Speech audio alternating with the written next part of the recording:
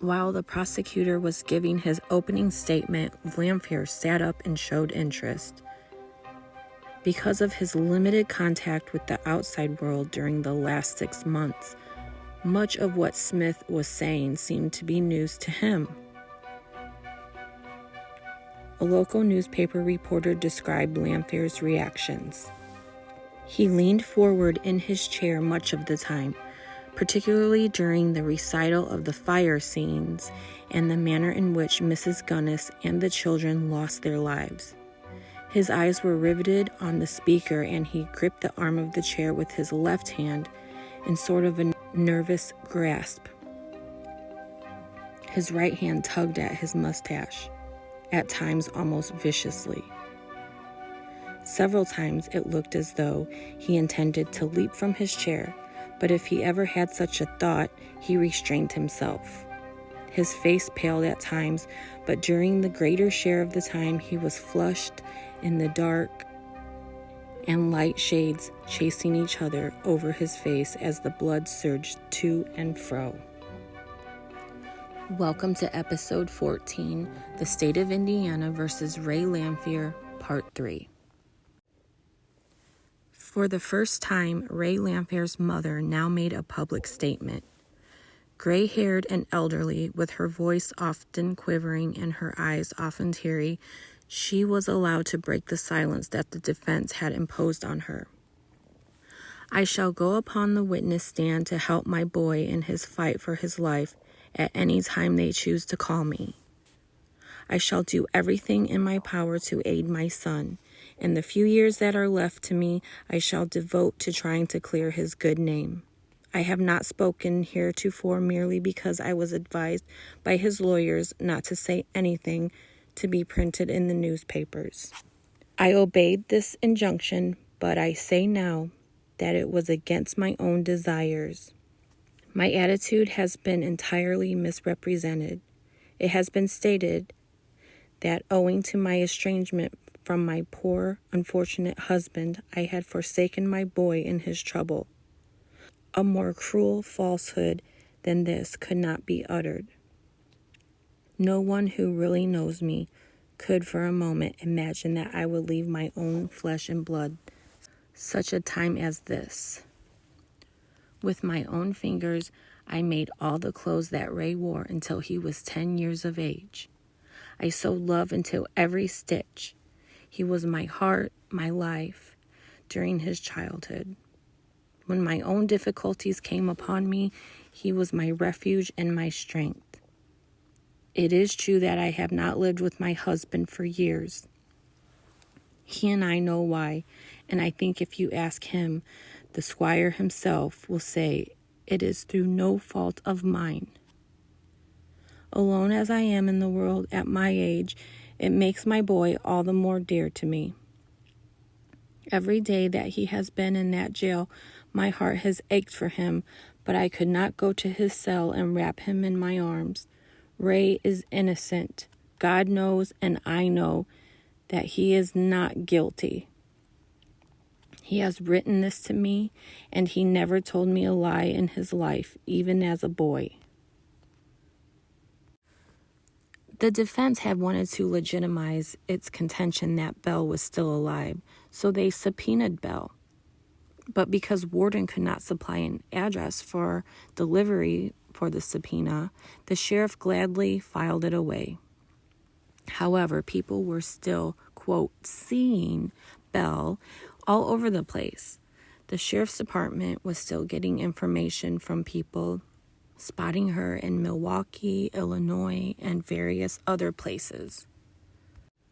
On November 13th, the first full day of the trial, Attorney Martin Sutherland for the prosecution called the first witness, Coroner Mack. Mack testified that he had lived in LaPorte for 12 years and had been coroner for 2 years. The only surprising information he offered was his observation of a hole in the forehead of one of the children. In general, his memory seemed vague and uncertain.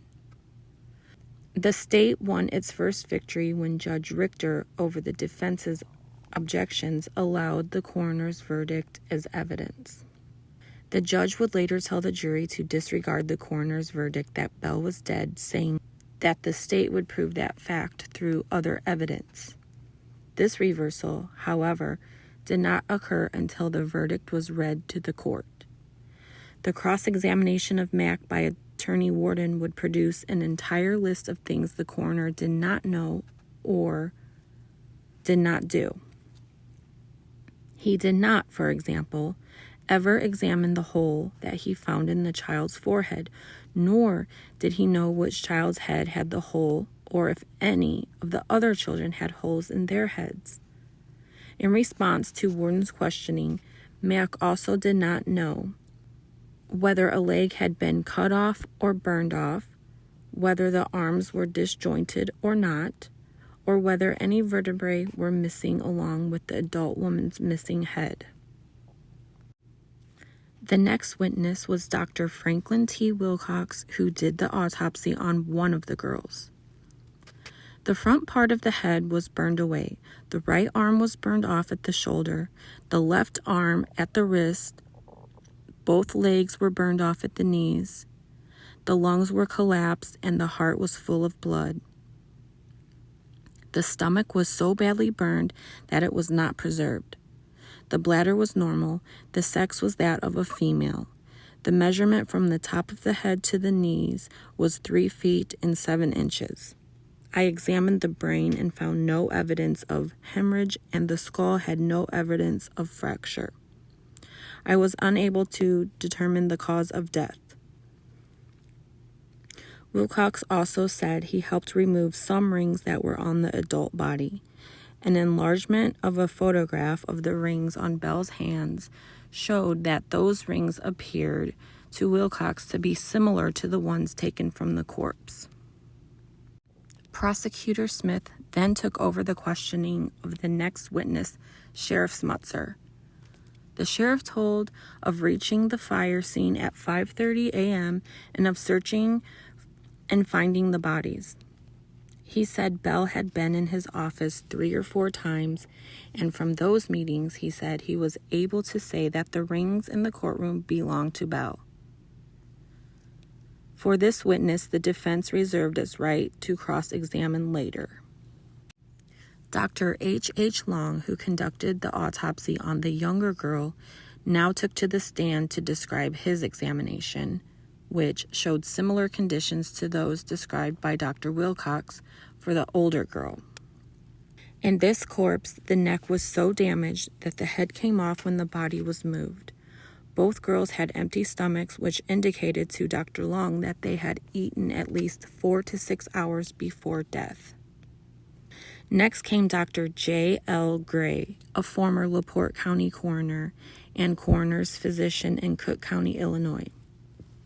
He did the autopsy on the adult female with the missing head. His findings were: the upper vertebrae were missing down to the 7th cervical. The left arm was burned to the upper third. The right arm was disconnected at the shoulder. The right leg was burned off to the knee.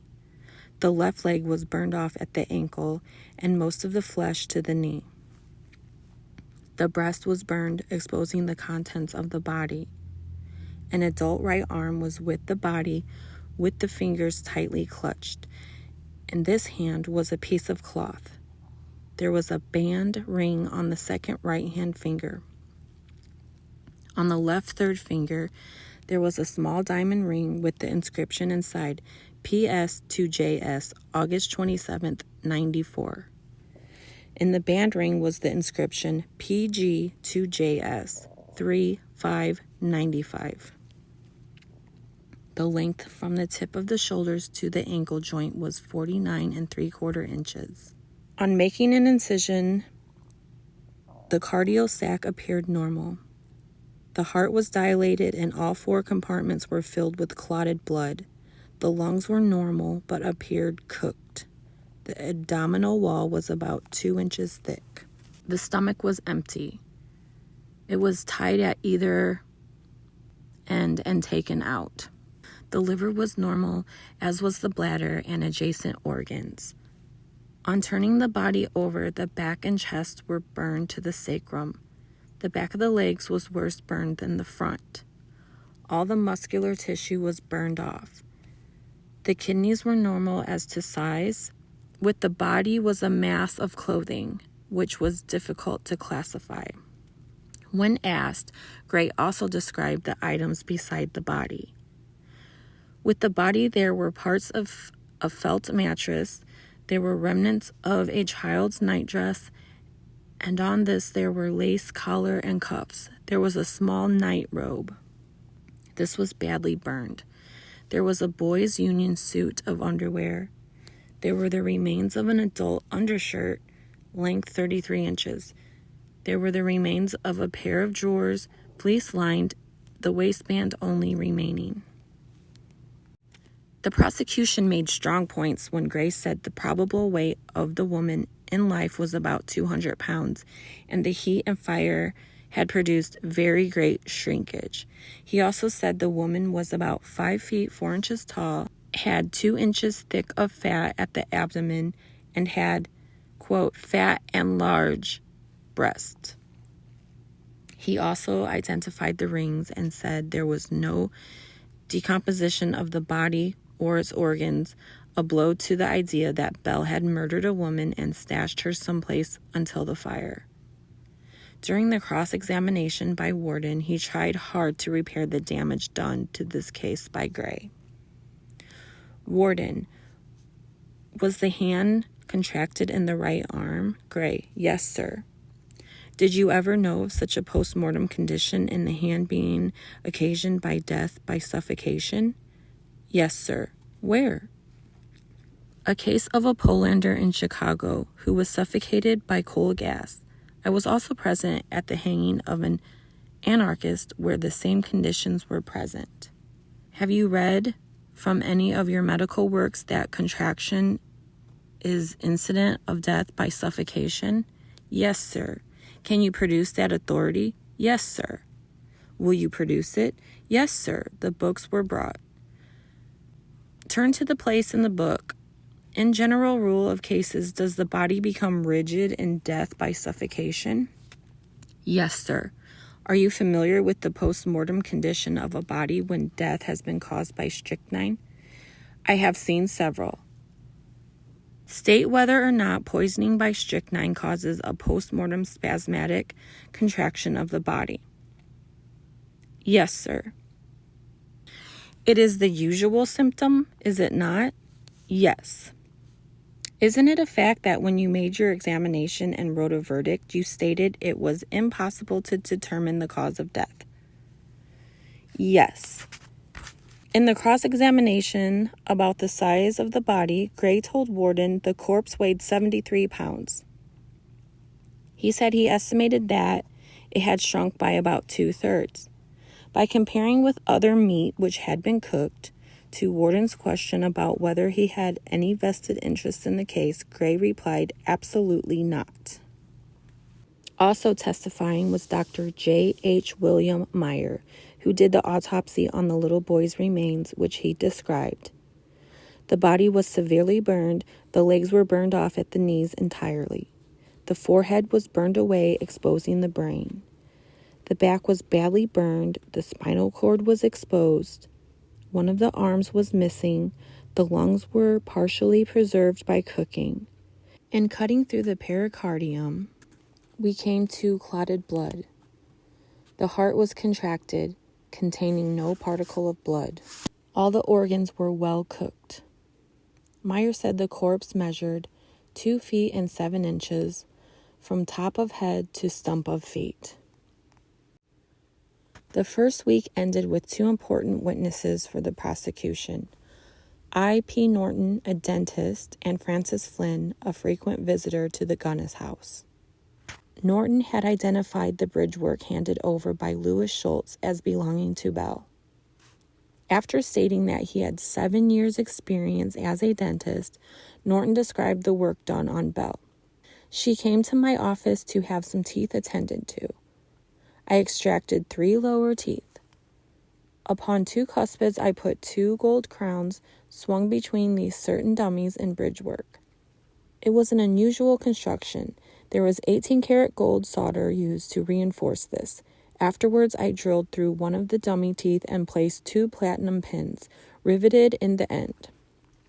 Over objection by the defense, diagrams showing the condition of the mouth before and after the bridge work were accepted into evidence. The following exchange then took place between Prosecutor Smith and Norton. Smith: "Did the sheriff bring to your office some teeth?" Norton: "Yes, sir." "When was that?" "May 19th, 1908. "I now hand you some teeth. Are these the teeth the sheriff gave you?" "Yes, sir." "Did you ever see the teeth before?" "Yes, sir." "Where?" "I constructed them." "For whom?" "Mrs. Belle Gunness." When Smith then asked Norton how these teeth could have been removed, the dentist replied that the gold crowns would have to be split and that the teeth could not have been pulled. Then it was Warden's turn. Warden: "Did you keep a record of the work?" Norton: "No, sir. It was a cash deal." "You made a diagram?" "I made 2. "What did you do with the other?" "Gave it to Sheriff Smutzer." "When was that?" "May 17th. "Which is the most flammable, a tooth or a jawbone?" "A jawbone, in my judgment."